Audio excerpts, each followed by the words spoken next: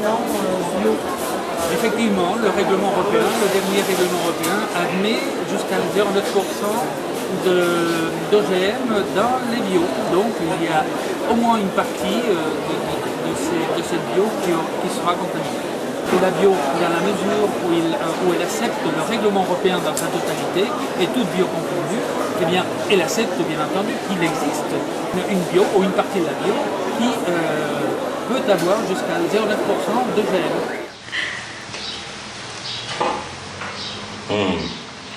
Très délicat.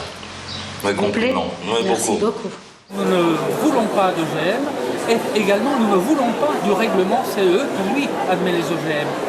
Si nous ne voulons pas du règlement CE, eh bien nous avons notre propre règlement depuis le début de la bio, depuis les années 70, nous avons notre manière de faire et donc nous continuons sur une manière indépendante, associative, de donner notre mention, de faire nos contrôles et d'avoir notre partie technique complètement indépendante de ce qui est le CE. En ce qui me concerne, je n'ai jamais vu d'un bon œil le débarquement de l'officialité dans nos processus. J'ai commencé dans la bio au début des années 70, donc j'ai participé même à l'élaboration des premiers cahiers des charges et donc à l'élaboration de la bio indépendante.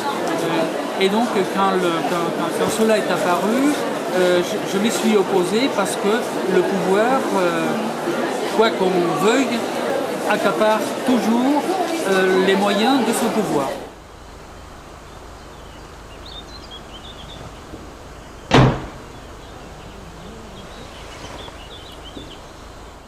La bio, eh bien, ça a été pris à travers le CE, donc il y a eu une ingénierie qui a fait en sorte que la bio, de quelque chose de libre, d'indépendant et qui fleurissait partout, eh bien, ils l'ont enquisté dans leur règlement et ils ont empêché la participation de tous les citoyens, comme auparavant, à la vie de cette bio. Et donc maintenant, nous n'avons que ce que nous avons semé.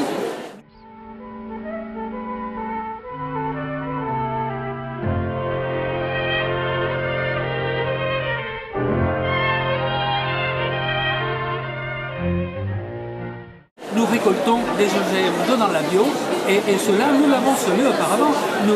Il y a beaucoup de bio qui ont bien voulu voir à ce moment-là, d'une manière positive, le débarquement de la CE dans la bio, pas nous.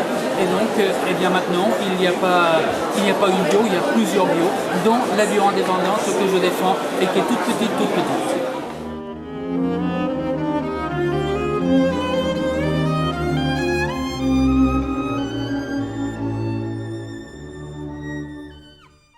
Les initiés de la bio ont une attitude plutôt autiste ou plutôt schizophrénique ou dans une attitude telle qu'on ignore les tenants et aboutissants réels. On veut ignorer, on ne les ignore pas, on sait très bien de quoi il s'agit, mais on veut les ignorer, on ne veut pas tenir compte de tout cela. Je sais très bien que ce discours est fragile, qu'il ne passe pas pour cette raison-là.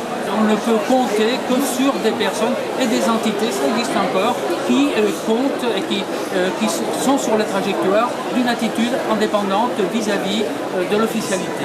Et donc on essaye de s'épauler les uns les autres. Mais c'est toujours tout petit, c'est toujours tout fragile et bon, notre voix, c'est difficile de la faire porter puisque on est empêché un petit peu de partout, pour la raison que je viens de dire.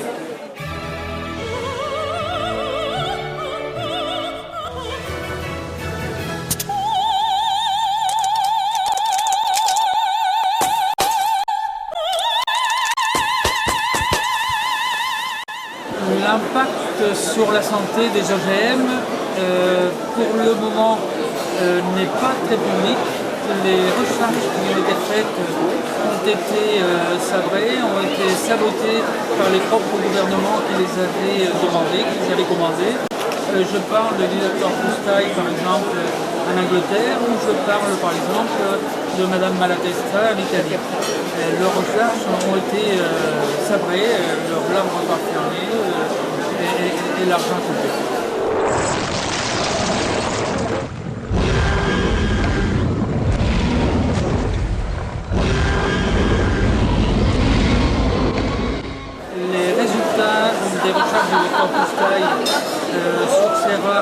été désastreux, c'est-à-dire qu'après 15 jours de nourriture des rats avec de la pomme de terre transgénique, ces rats présentaient des collapsus du tube digestif et des destructions du système immunitaire. C'est-à-dire qu'en très peu de temps, en moins d'un mois, ces animaux ont passé de vie à trépas.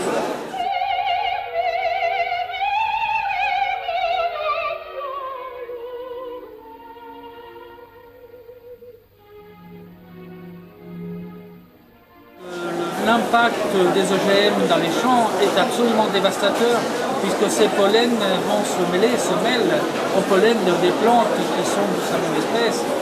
Et là, c'est dévastateur parce que les plantes qui reçoivent ces pollens sont modifiées à partir de là. Et le résultat est que les OGM rentrent à l'intérieur du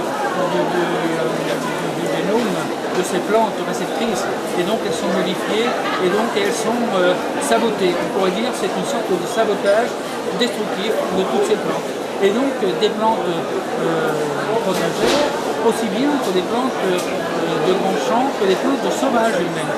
Hein, toutes ces plantes, tout cet ensemble est en danger.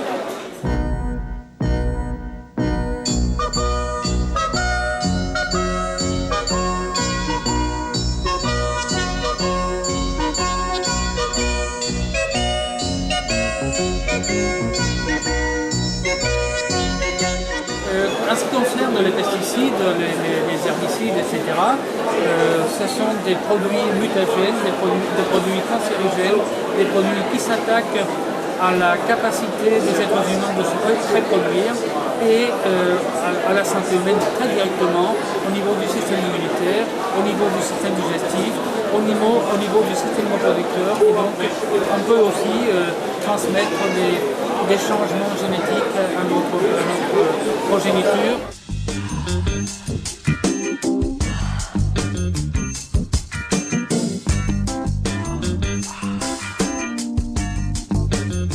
On peut dire que tout d'abord, il faut manger du bio. Il faut manger du bio et ensuite, une fois qu'on mange du bio, être très exigeant à l'intérieur de cette bio parce que toute la bio n'est pas pareille, n'est pas la même.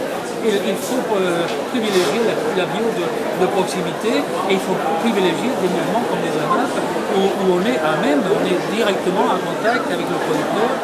Fais attention à ta tête, quand même.